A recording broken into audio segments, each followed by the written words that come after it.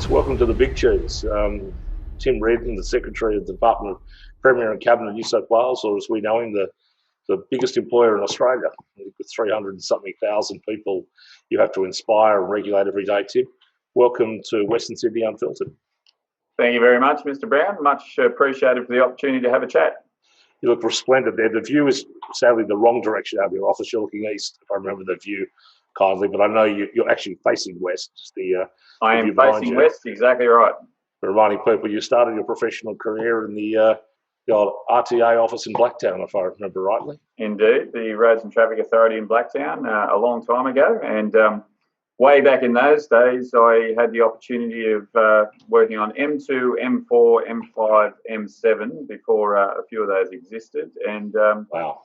Also had the opportunity to work on this thing called Badgerys Creek and the road network around there. Luddenham Road, Cowpasture Road, Elizabeth Drive. And, we just moved that road, you know. That's right, that's right. And a lot of people said, one day this will be an airport. And about 3 decades later, here we are. Very, very pleased to have played a role back then and now again.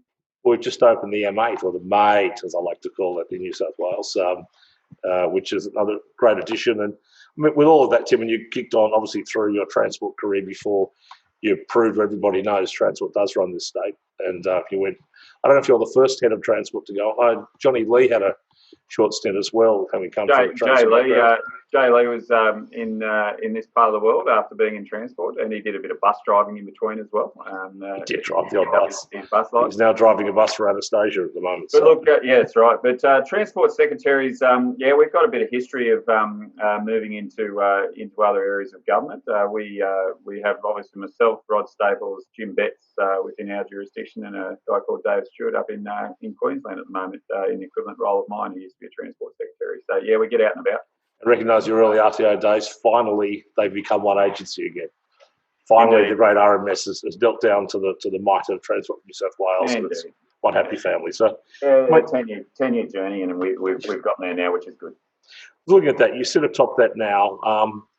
There's never been a time where government's been more back in town than recent times. We tell a joke. We've been trying to give Tim a gong for the past 12 months, but every time we go to do it, first it was national security, then it was bushfires, and then it's pandemic. We finally find a time to award your service. But you sit at this most incredible time in government during the reform of intergovernment relations, not only what you've led in New South Wales with city deals and collaboration agreements and GSCs, but what now the feds have been doing with the new national cabinet. Can I ask, how are we doing in government at the moment? What take the temperature of governance from your perspective? Well, I think government and the public services are doing incredibly well in this jurisdiction. It's a big, collaborative, well-oiled machine now, and I say that genuinely. Having come through floods, droughts, bushfire, COVID, the odd cyber incident here and there, and other national matters we have to deal with, it's been quite an exceptional year. There is a team here in the public service in New South Wales now who are mature, professional, very, very much look after each other and have each other's back and work as one like I've never seen before, whether that's across emergency services, customer service, health in respect to COVID. It's a group of people who are very, very passionate about what they do. They come to make a difference. They never thought they'd have to deal with the circumstances they have in the last year. But my reflection would be over the last decade, we've built ourselves as one team within government, and it is well drilled, and it means that it can get on with the essential services, which is what you've seen over the last 6 months. As the economy had to shut down, we were left standing because we are the essential services, and people just got on with delivery. And by the way, there's 337,000 full-time equivalent jobs made up by 408,000 human beings. So it's a big arm. Very proud to work with them all, and the leadership across the board. People know that they're in this for a long term. That there's no heroes. There's no great white knights. People have to fatigue manage themselves. Other people step up, and that has been a credit to watch because it is a long grind. It's been a long year. People are tired, but very proud of what they've done. They've got a long way to go in terms of disaster recovery response, drought response, bushfire, and now COVID, and then economic recovery. They know that. They know they're in for the long haul, but wouldn't want to be anywhere else in terms of a group of people to work with. But there's one point I think goes a bit missed in your career is that you're championing of women in leadership positions in the state government too. You mentioned some of those other the blokes contemporaries you mentioned before from transport into central government, but at the moment today we've seen another interim CEO of the GSC appointed, Jane Fitzgerald. Sarah Hill's moved across to run the Western City Parklands Authority. Your own Dep Sex you appointed. You must be pretty proud. You're actually making a fundamental change in that, not in gender balance, in capacity, long-term female leadership in the public sector, and frankly, it's making for a better government. It's definitely making for a better government. In terms of just getting a group of people who actually look and behave like the broader community is all we ever wanted to do. We're getting there. I started out with female leadership numbers in the teens in terms of percentage. So we had something like 16% female leadership. Myself and then Rod Stables has pushed even harder. He has basically a gender balanced leadership team in transport. Yep. Who would have thought just a few short years ago? Across the board now, and what we're going through right now and the step up required. I forgot to mention your female boss as well. Got to mention my female boss. But in terms of the amount of people, women and men, it is pretty normal now to walk in most rooms and see very much gender balance, pretty diverse group of people. Yeah. It's talked about a lot less. I have to say very strident things a lot less now, and it's becoming a lot more normalised. Right. That combined with everyone having to work from home or work very, very flexibly now through, pure need over the last 6 months has only, sort of supported that even further. And it's just, we're behaving like a contemporary organisation, which we should. And because we're so large, we just happen to have a hell of a lot of female and male leadership, people out there. Normalisation of that type of balance is true legacy. So congratulations on that. Look, if we talk about government carrying a community through these crises, as only government can, be that public health, be that national security, be that natural disaster, economics a little bit different. We look towards the Western Sydney perspective, the role of the private sector stepping up to help lead us out into recovery, into re-engagement. We've spoken about this a bit in the past. What do you see generally for that role of the private sector? Because with all this great governance you've really been driving within New South Wales, it's almost had to be a government-to-government dialogue for the past few years and almost private sector step back out of the way. It's time to re-engage that. Is it straight old PPPs? Is it unsolicited bids? Is it how do you balance probity and innovation? How do you get that private sector enterprise at the table, at the front end, not only when Treasury runs out of money, but for the positive reasons of the partnership model? Yeah, I think we've got more of a partnership that has emerged more than ever, even in the last year. And I'll go through a few things. I mean, The government's got a massive role to play. It's got to continue to give confidence to the market. And I think it has. We were a $97 billion pipeline at Christmas at the half year.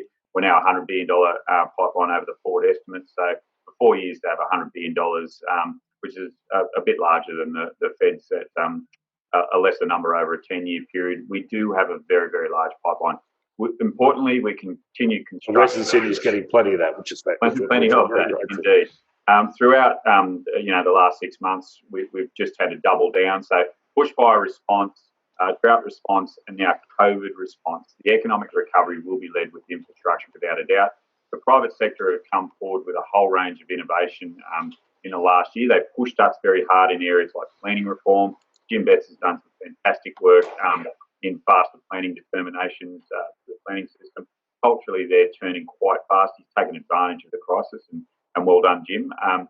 But the pipeline, we need to give confidence. We worked throughout the pandemic period, the very heated part in February, March, April. We did not close down any construction. It was very, it was a fine edge there for a few weeks, but we ploughed on throughout. We've got COVID-safe workplaces now, and I congratulate the entire private sector for getting on with the construction pipeline.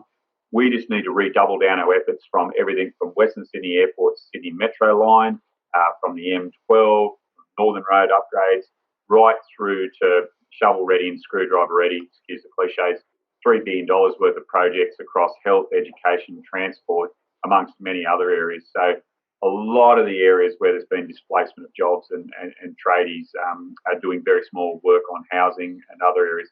Can that include planner ready too? The great white collar factories, the structural engineers and architects, etc. We always talk about shovel ready and screwdriver ready. Does draftman's pen ready as well have the same ring? Is it a concept of people who can work from home, who can sit in front of the screen, collaborate remotely? The infrastructure pipeline requires absolutely everyone. The couple of years of lead-in planning that you need for an M12 to pick any project requires all the design. If you recall, before the pandemic, because we were so busy with that $100 billion, we were basically employing people from around the world to work flexibly and do design, planning, development work for us around the world, almost on a 24-hour basis. I won't name all the countries, but there were numerous. That's only doubled down in terms of effort. We just need to keep a close eye on, as the housing sector, has some slowdown in it, what we fill it with. And we can't just fill it with WestConnex Stage 3 and Sydney Metro West or Sydney Metro Western Sydney Airport. We need those, plus we need a hell of a lot of very, very small projects. And that's what we're trying to get out the door as fast as possible now. Western Sydney is full of tradies working in residential development with obvious reductions in growth in the next few years, reduced migrants, students, tourists, 457s, whatever. Some talk about Western Sydney being almost a bit of a Ponzi scheme that's built on, it's addicted to growth, and a lot of it is in government infrastructure or private sector residential, probably too much. As that obviously is going to slow down, there's going to be an awful lot of the aforementioned tradies, some of which can turn their skills to civil projects, but many of which aren't that adaptable. People like my mate Tony Shepherd has a great concept about getting them working on maintenance in public housing to renew that stock that has needed. Some will be renewed by bulldozer, but plenty of it needs to be renewed by a paintbrush and a screwdriver and a hammer. Is that building into one of your suite of options to get that community fully engaged and continue to work on the tools? Yeah, absolutely. It's not just options there. Those things are going out the door and have been for the last 6 months. So a good example is just through the bushfires, thousands upon thousands upon thousands of kilometres of fencing was burnt out. And I remember the Premier asked me about what's that like, and I said, that's a lot of fences. That's a lot of fences with an R in it, as in people to be employed to build that fencing. Because normally government mending fences is an act of diplomacy, but now it's actually mending actual fences. Yeah. So just stuff like that, railway line, basically burn out with the rail signalling system from Katoomba to Lithgow. And back up and running now, but it's 6 months worth of more core major periodic maintenance work than it is, as I say, the WestConnex of the world. And they're just great small jobs. School maintenance, even the school cleaning program, $250 million to have a school, a cleaning program across public transport, schools and other essential public assets to keep the economy open during COVID. Good job creation scheme. But the small, fine-grained maintenance in schools, in hospitals, in transport, we're taking every opportunity we can. Clearly, though, where we do or don't get that right for Western Sydney, people like your good self will hold us to account and point us in certain directions and encourage you and all of the stakeholders in Western Sydney to point us in those directions. To which we've spoken about your governance reform efforts within New South Wales. We've seen recently the SOPA board folded into a merged precincts authority. We've got the parks put together, run by the wonderful Sir Ellen Fitzgerald from Western Sydney Parklands. It's a reverse Westie takeover. I like that. We've seen Barangaroo and others fold into the other. There's been a lot of consolidation of those efforts. We've just seen WACA become the WAPCA, the Western City Travel Authority become the Western Parklands City Authority to be managed by Sarah Hill. You are up to date. Good to see. I know my acronyms. And said a new boss of GSC today too, and GSC were pulling back a bit to the other two cities. There's really two great cities of Western Sydney, the Western Parklands, the outer west, and the inner west being the Central River City. Do you see what's happening now in the Western City eventually, the same sort of case management model that might flow to Central next?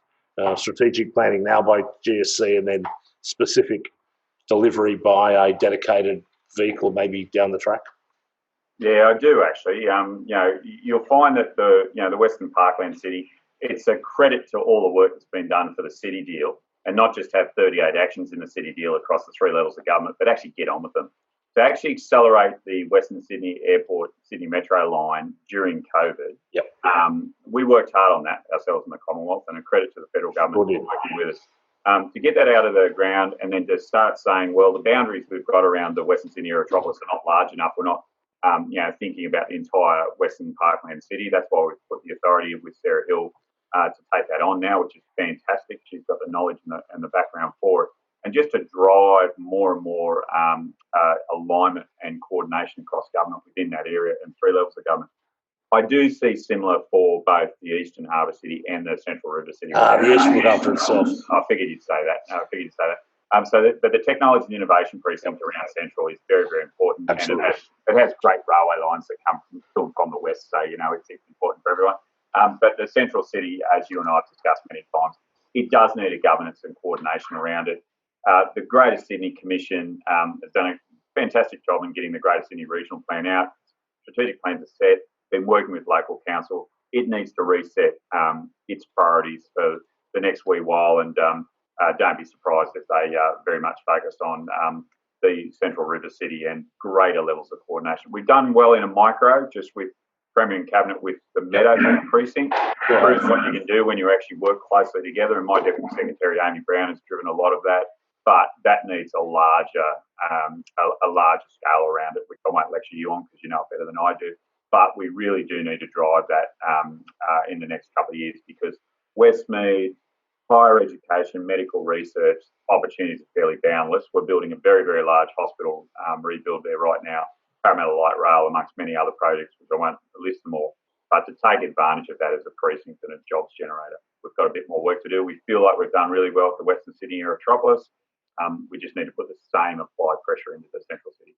And a shout out to Sam Sangster, who can now have an even more forensic approach to the Aerotropolis itself and signing MOUs for the state government. So that Central City approach might eventually see the Tim Reardon train line, the Central Metro, Cogra, Percival, Bankstown, Parramatta, Epping. It'd be nice to supercharge. The north-south, as you and I both know, it has been missing.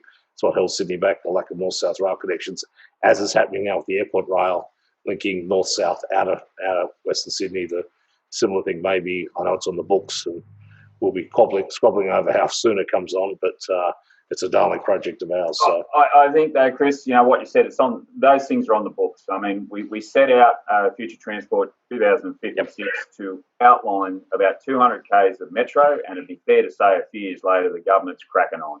There's now well over 100 k's of metro either in operation, in build, in development right now. And corridor protection. And corridor protection as well, and that's quite extraordinary. No doubt that the next levels of that network and fabric will have to be, as you said, debated over in terms of what decade things have to come forward or get pushed back, whatever it might be. But at the moment, to have 4 major lines in operation or development or build right now is something that the transport crew should be very, very proud of. And let's send a message to Canberra, of course, bit of federal funding for the Metro West, for the Central Metro, maybe under a city deal for Central City might be a nice way to wrap it up as well. Well, they've been great with the Western Sydney Airport in terms of where we've landed with shared funding on that, and it's been good to work with them. And they've got some senior government officials who have moved around a few places through Prime Minister and Cabinet into Transport, now into Treasury, who are good friends of ours. Good friends. It's amazing how you get on as a psychiatric nurse, you get to run an economy. Shout out to Dr. Stephen. Same for me. He's done a brilliant job. He's a good fella. As we always say in the advocacy game, it would be terrible to let a good pandemic go to waste. You're probably not allowed to muse too much of your position about great policy reforms, but if you're this side of the camera for a while and just dropping ideas, gratuitous advice on people like you, where should governments not be afraid to go that maybe before was not possible? Where do you see the big shift that out of this big reforms that might accelerate now that I suppose, did it need a pandemic to get planning reform to what Jim's done is amazing. Should it always require a pandemic or a natural disaster to get big reform? But if it does, what are we not doing yet that we might think about? The behavioural psychologist not in me wouldn't tell me whether you do or don't need a crisis to make these things happen, but that's certainly what I help. the Premier sort of outlined, 5 or 6 steps about what we want to do. Infrastructure pipeline that we've talked about, better planning and better precinct development. We've talked a bit about that. Digitisation is another one. Advanced manufacturing, skills and recovery, and what we've done with National Cabinet. On digitisation, it'd be fair to say across planning, transport, health, stronger communities and education clusters, all of that is accelerated incredibly well, incredibly fast. Customer service as a cluster, this time last year I was trying to explain to people what it was about, with equal measures of sort of a bit of amazement and a bit of mirth from the media as well. They don't do that now. It's nearly the single most important agency we have for digital customer delivery throughout the pandemic. Who do you think's doing all the border permits right now on New South Wales, Victoria? Every bit of economic stimulus that we've put out through Treasury and ourselves goes out through customer service. So the small business grant lands in the hands of the right person through customer service. The COVID safe sticker and QR code lands in the small business from customer service. They've been magnificent. The other clusters like Victor Dominello's time has come. It has indeed. Digitised government, front and centre, and because of the where we're all working now, it's accelerated. The big ones will be digital health and telehealth, without a doubt. The amount of virtual healthcare happening right now because of the circumstances is extraordinary. We want to lock in the benefit. The amount of virtual and digital education that'll get the right balance to it across everywhere, all lifelong learning, from childcare all the way through to university and beyond. We just need to lock in the benefits of that. Talked about planning and e-planning and how well it's going both at the state level and with local government for that matter, and a shout out to them who have signed up for e-planning. Stronger communities and the court system. The court system by necessity had to go virtually into audio visual in terms of running their judicial systems. Again, we want to lock in those benefits. A lot of those areas where there was no way government or others may have gone to those because of the amount of green paper, white paper, stakeholder management to get anywhere over a 2 to 5 year period. We just had to go there within a 2-month period. We now need to not slip back into old habits. And as a government, pretty good digital and customer focused government, I think we, as much as anyone around the country and indeed around the region, are probably pretty well placed to lock in those benefits. So nothing is a sacred cow at the moment. Even Rod Staples in transport has 2 peak periods now, which are materially different than they've ever been before. Good on him. He went and locked in new Opal card pricing to try and encourage the maintenance of flattening the 2 peak periods. The social distancing and all the other things we need to do in COVID-safe workplaces means he spread the peak as much as possible. Transport Secretary's dream, this stuff. And he tells me all the best you left him. He's had to work hard, but he's finally getting on top of it. That's right. Broken things everywhere, so he's tidying up. He's done a great job, and so there's some massive areas of government in essential services that you've seen continue. Every single one of them have had to tilt how they do their service delivery by necessity. Incredibly focused on what they're doing, but they've now seen the art of the possible in terms of digital, and it's not just some glib sort of statement they read in a consulting report. It actually happened in front of them and at scale. We just need to lock it in. Just personally wrapping up, this massive transformation we've seen has transformed everything. It's transformed government. It's a digital government, the way business is able to be agile, etc. What's it do for you, Tim Reardon? How are you a different boss, family man, citizen, patriot today? What do you think the legacy, the personal legacy is in you in this type of transformation? I would suggest others will talk about my legacy, which won't take them more than a sentence, but that's that. For me, though, I think this government was as ready as anyone to actually have to withstand this stuff. We had 6 months of bushfires, if not 9 months of bushfires beforehand, and we were pretty hardened in terms of responding to crises when this came along. That, coupled with the fact that my good friend Mike Pratt, Treasury Secretary, had the books in pretty good order leading in. We were economically strong leading in. Yes, we've had to spend in a whole range of areas for emergency reasons, but we were pretty strong coming into it, which is good. So I'm just proud of the fact that we were able to withstand continuous service delivery throughout, save the economy to the largest extent possible we could, and now immediately tilt. I'm talking back in March, we immediately tilted to economic stimulus and economic recovery. We couldn't wait around for 6 months and then sort of start mopping up. So there may not have been much to mop up. So we had to move very quickly. We did, as a public service and as a government, actually working with people and having it as a pretty flat structure, distributed leadership, and pretty egoless. They're the best things I want to sort of leave behind whenever I'm not here, and making sure whoever's leading the place just has that ethos in them. Well, 2020's been the annus horribilis for New South Wales.